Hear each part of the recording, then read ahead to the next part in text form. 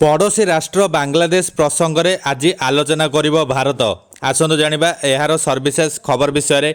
पड़ोशी राष्ट्र बांग्लादेश रे हिंसात्मक परिवेश और शेख हसीना सरकार पतन संपर्क में आलोचना पर सरकार मंगलवार एक सर्वदलीय बैठक डाकिछंती। गतकाली शेख हसीना इस्तफा दे देश छाड़ी पलाई जिबा परे पड़ोशी देश हिसाब रे ताकू नहीं चिंता प्रकट करने स्वाभाविक। वैदेशिक मंत्री एस जयशंकर अध्यक्षतार आज एक बैठक बसिब। एठारे सांसद माने बांग्लादेश परिस्थिति संपर्क में सूचना देवा सह आलोचना करेंगे।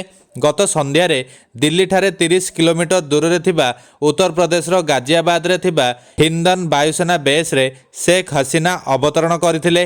तांको जातीय सुरक्षा परामर्शदाता अजित डोभाल पाछोड़ी आनिथिले। हसीना इस्तफा देवार किछि समय पर सेना मुख्य जनरल वाकर उज जमान कहिसंति जे सामरिक एक मध्यकालीन सरकार गठन करिबो। एबे सेना हातरे रहिछि देशर कमांड।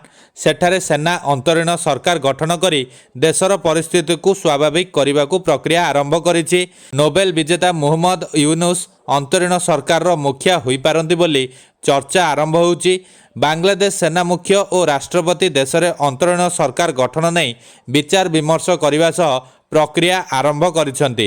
एहा सह देश में स्वाभाविक परिस्थिति फेराई आनिबा पई उद्यम जारी रही। बांग्लादेश प्रधानमंत्री शेख हसीना देश छाड़ी भारत चली आसिछंती।